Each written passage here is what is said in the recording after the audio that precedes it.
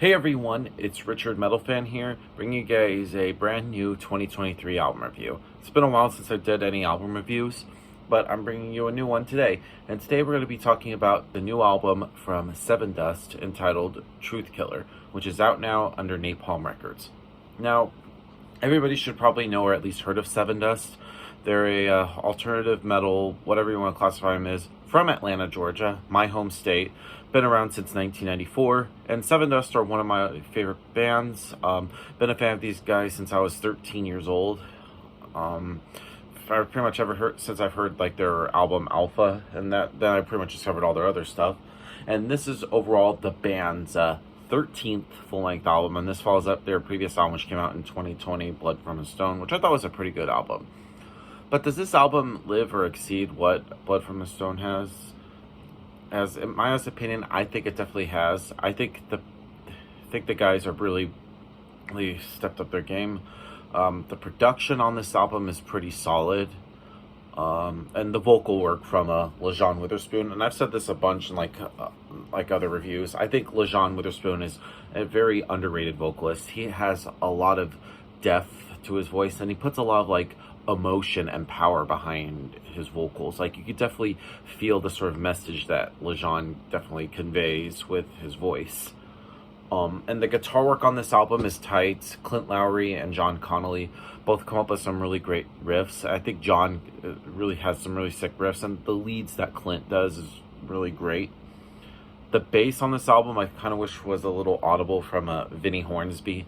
I kind of wish his bass, I hear the bass a little bit, sort of like links with what the guitars are doing and what the drums are as well.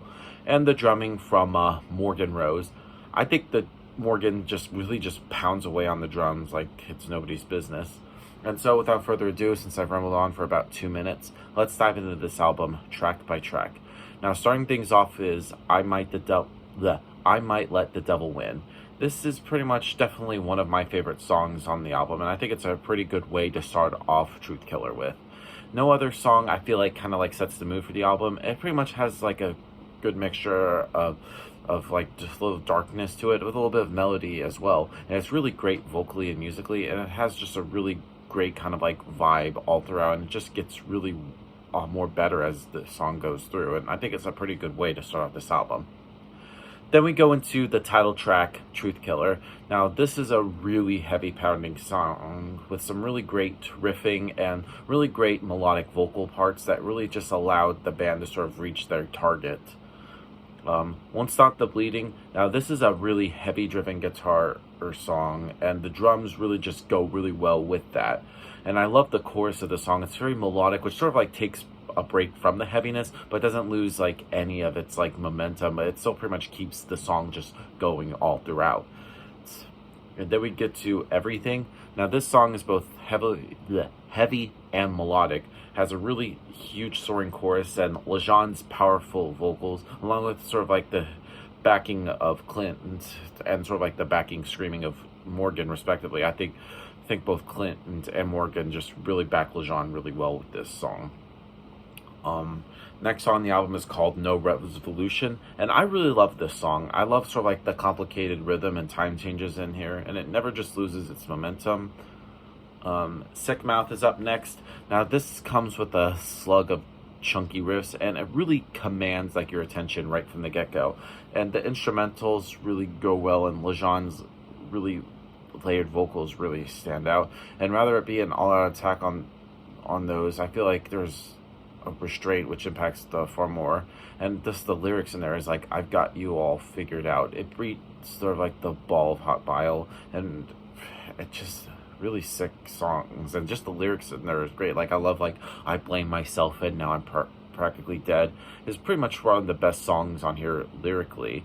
But I just feel like the drop after the growled, No Prayer for the Guilty, kind of just is a little but you know, it is what it is. Next up is Holy Water. Now this pretty much leans into Sevendust's sort of like sing-along, hard rocky kind of side, with LaJean sort of like showcasing his soulful kind of vocals atop with like the riffing from the rest of the guys. Leave Hell Behind.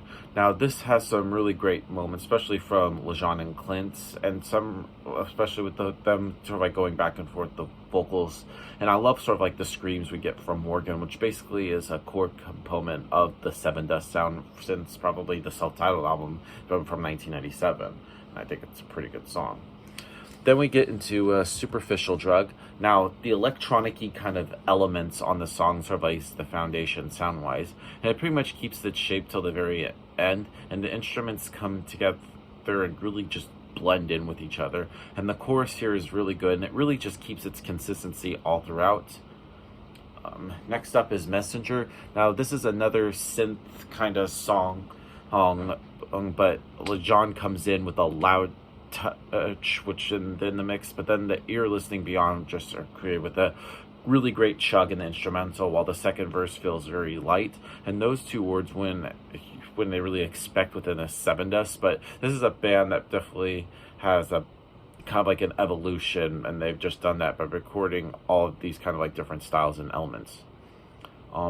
Next song on the album is called Love and Hate. Now this song is just a rager, and LeJean singing and just really great, and especially with the riffs from Clint and John, just amazing.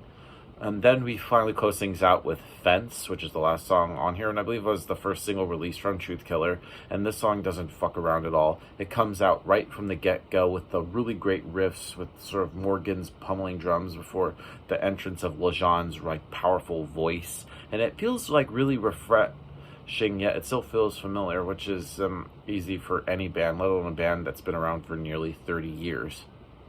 So overall, Truth Killer by Sevendust, pretty good album to their discography. Definitely want to try to listen to this more if hopefully I can enjoy it.